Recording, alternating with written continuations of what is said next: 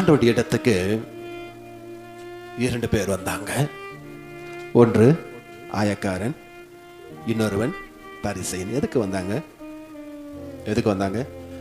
ஆலயத்துக்கு போகணும், ஜெபம் பண்ணணும், சத்தியத்தை கேட்கணும், விடுதலை ஆகணும், சுகம் பெறணும், வீட்டு காரியங்கள் எல்லாம் ஒழுங்குபடுத்தணும், என் அருமை தேவ பிள்ளைகளை எல்லாவற்றையும் செய்து முடிக்க வேண்டும் என்று சொல்லி தாகத்தோடு வந்தாங்க. ஆனால் ஒருவர் அன்பை பெற்றுக்கொண்டான், கிருபையை பெற்றுக்கொண்டான், ஒருவன் பெற்றுக்கொள்ளவில்லை. காரணம், 2 பேரும் தானே ஆண்டவருடைய ஆலயத்தில் இருந்தாங்க. ஆண்டவர் பார்த்தா 2 பேர்கிட்ட கூட தான் பேசினார் ஆண்டவர். ஆனால் ஒருவர் கிருபையை பெற்றுக்கொண்டார்கள், ஒருவன் கிருபையை பெற்றுக்கொள்ளாமல் போய்விட்டான். இப்போ 2 பேர் வருகிறார்கள். அவர்கள் யார் என்று சொன்னால், என் அருமையான தேவ பிள்ளைகளே, ஒருவன் கேட்கின்றவன், ஒருவன் கேளாதவன். 2 பேரும் சபைக்கு வராங்க.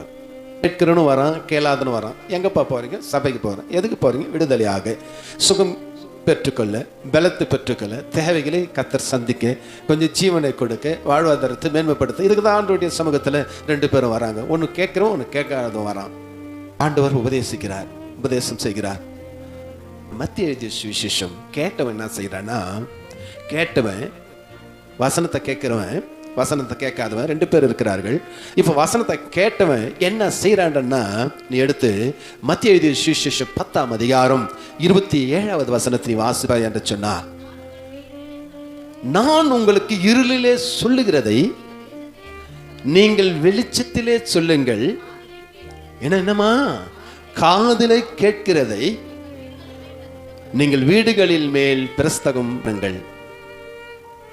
இவ கேட்டவன் என்ன பண்ணிருப்பான்னு நினைக்கிறேன். நீ வீடுதோறும் போயிட்டு, ஏசப்பா எனக்கு செய்த அற்புதத்தை பார்த்தீங்களா, எனக்கு விடுதலை கொடுத்தாரு, எனக்கு சுகத்தை கொடுத்தாரு, நான் இப்படி இருந்தேன், இப்படி ஆகிட்டேன், இந்த சமுதாயத்தில் ஒரு முகாந்தரத்தை கொடுத்தாரு, ஒரு முகவரியை கொடுத்தாரு, நான் ஜீவனோடு இருக்கிறது தேவன் கொடுத்த கிருபை என்று வீடுகள் தோறும் போய் சொன்னான். நண்பரிடத்தில் சொன்னான்.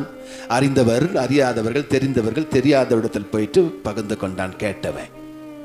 கேளாதவன் இந்த காதில் வாங்கி இந்த காதில் விட்டுட்டு போனான். ஆமே, அல்லேலூயா. 2 பேருக்கு ஒரு மாற்றம்.